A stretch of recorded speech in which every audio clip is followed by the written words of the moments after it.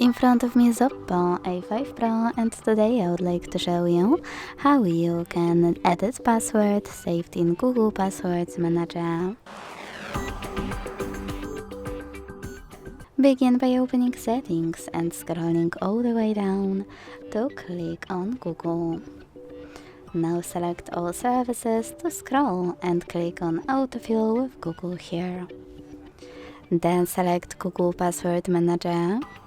Select the password to edit and enter your screen lock.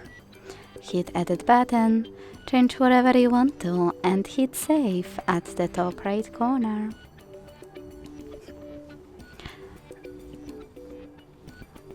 Thanks so much for watching. If you enjoyed this video, leave a like, comment and subscribe. Bye!